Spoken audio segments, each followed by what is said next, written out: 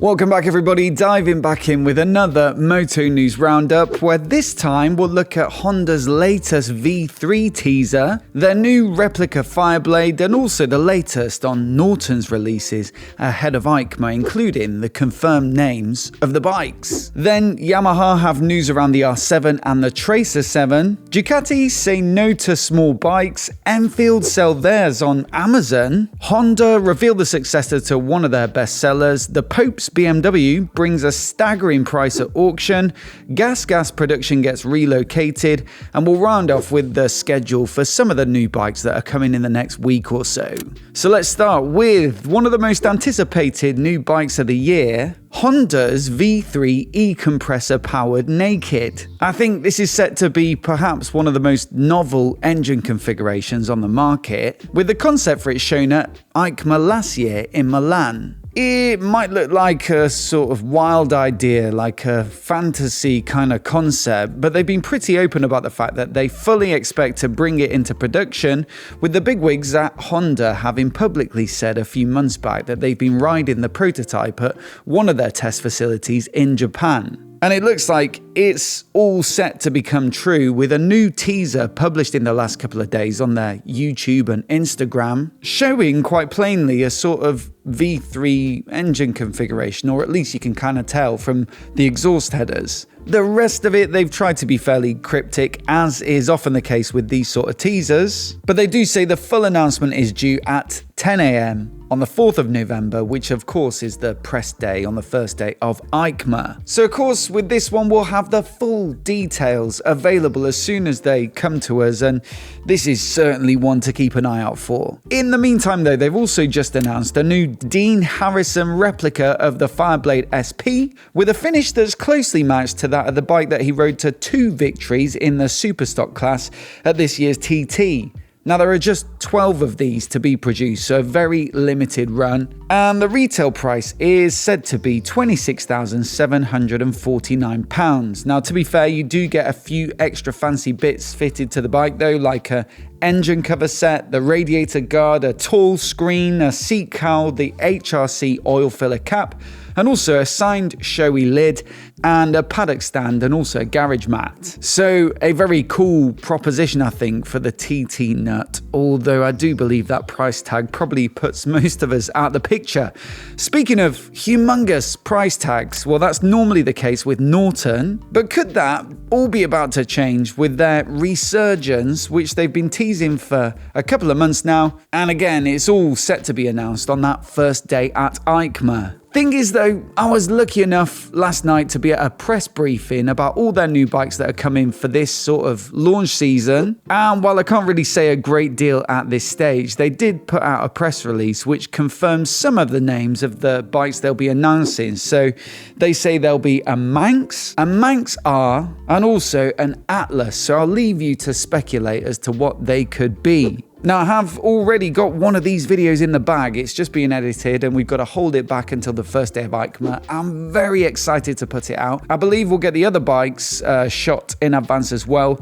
And so another one to be checking in on the channel for on the 4th of November. Moving swiftly on though, we've got Yamaha, who recently announced they'll be the engine supplier for Moto 3 from 2028 with the CP2 parallel twin from their R7 sports bike. Thing is though, apparently according to the specs that I've seen online, it'll make 90 horsepower peak in its sort of Moto 3 form, which is a pretty significant step up from the 72 horses of the road going variant. On top of that, there'll be a minimum weight for this bike of 120 kilograms, but also a maximum price of €50,000 for the build. That sounds like enough budget to me to make one heck of a Yamaha R7, but also it'd be interesting to see if any of those engine enhancements could possibly trickle down to the road version of the CP2, which is starting to lag behind some of the competition a little bit, like the 750 twin from Honda that makes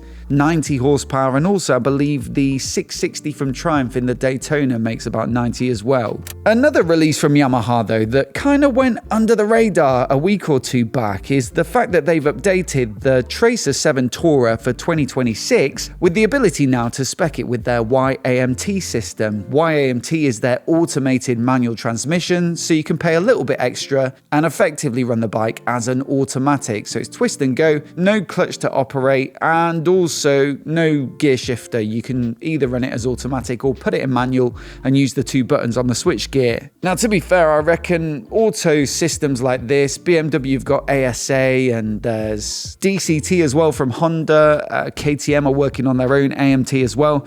I think they most suit this sort of utilitarian all-rounder come tourer kind of bike. And so yeah, I think it'll be a really nice fit for the Tracer 7. It's already listed on their website as an option now, although they don't have a price as of yet. I'd expect prices usually come out just after EICMA, just before Motorcycle Live in the middle of November. Moving on though, we've got an interesting piece on Rider Part that claims that Ducati have absolutely no intention of building small capacity affordable bikes, despite recent successes for the likes of Triumph, for example, with their 400 lineup. They quote an interview with MCN in which the Ducati head of product comms says, "Our pillars are style, sophistication and performance. If you try and put these 3 together and you want to make a small capacity bike, you end up being absolutely priced out of the market. So that's the reason why you'll never see a small Ducati." So yeah, if you were looking for a Ducati on a budget this year, then it looks like you're going to be sorely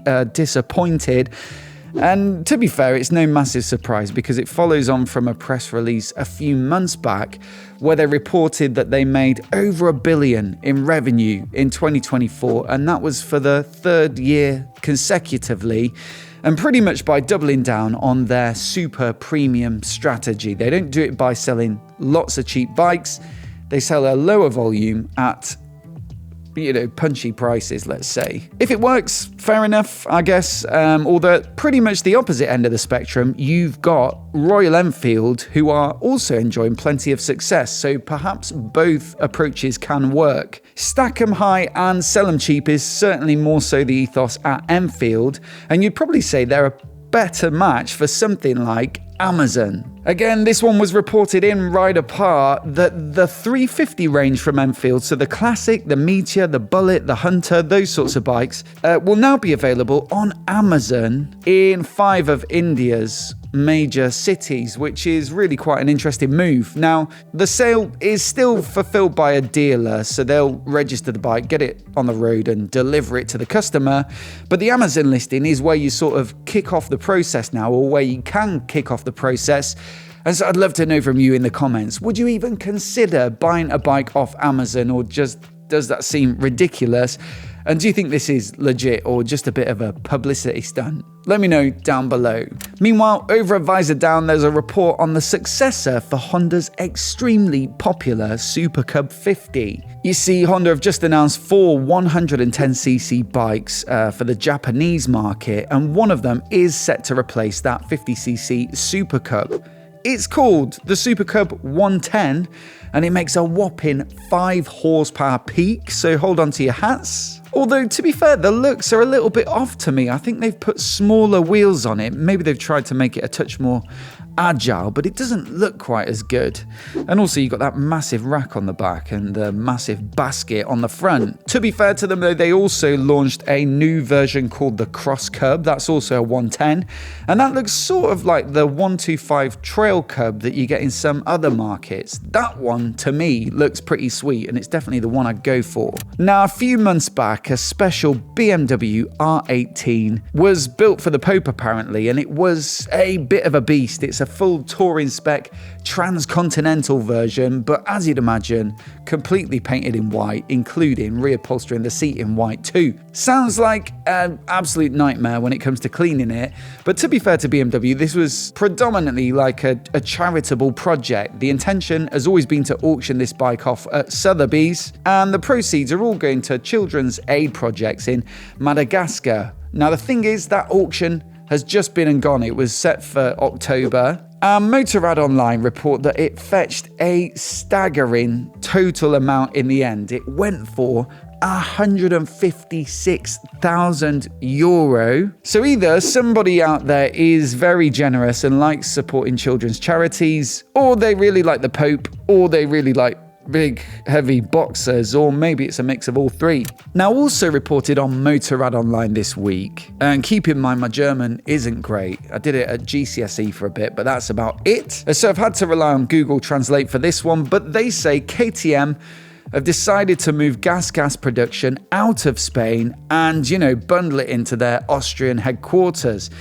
Existing production facilities in Spain for GASGAS will be closed down, presumably for the sake of cost cutting and efficiency. Although KTM do stress that other GASGAS functions will actually remain in Spain, so it's just production that's been effective. I don't believe they make a huge volume of bikes. They say, I think 20 or so employees will be affected. But all the same, I've tested out their 690s in the past, and I find it very tricky to find anything to say about them versus the KTM equivalent, apart from they're red and have different graphics on them. So yeah, it looks like that will be even more so the case moving forward for the entire GASGAS lineup. But yeah, we'll move on and round off with a recap on what new bike launches are coming up in the next week or two. I did it in the last episode, but I want to keep you right on the pulse. Today, Ducati have already teased that it's a new monster, presumably powered by their V2 engines, so keep an eye out for the full details of that. I dare say as soon as I've published this video, the monster video will almost be out, so I think around 3 or 4 o'clock UK time today. Tomorrow, a very exciting one. Kawasaki have been teasing this middleweight KLE adventure bike for ages now, but yeah, they're saying it will be out at 6 p.m. UK time tomorrow, and we've got the details in advance, so we should be up and out with that one pretty quickly. Then next Tuesday, it's the next Triumph announcement, so they've called this one Made to Upstage. Already shot that one as well. It's in the bag, so definitely check back at around, I think, lunchtime on the 28th. You'll certainly want to be seeing that one. And then after that, I think it'll be EICMA. There might be a couple more announcements in the week, and I'll cover them if there are. But yeah, 4th of November, we've got the Hondas that have been teased, the Nortons that have been teased, and I dare say there'll be plenty of others. So certainly subscribe if you've not already, and check back if you want all the latest in as much detail as we can. Let me know in the comments which bikes you're most looking forward to in the next couple of weeks, and also what you think of the stories this week. I'll stick our full roundup of the new Tenere World Raid from earlier this week on the screen now as well, in case you missed it, along with that full walk around of the new Triumph Bonnevilles, so definitely check those both out if you missed them. Do hit subscribe for all the latest announcements as soon as they come up. A massive thanks for watching today, and we'll see you in the next video.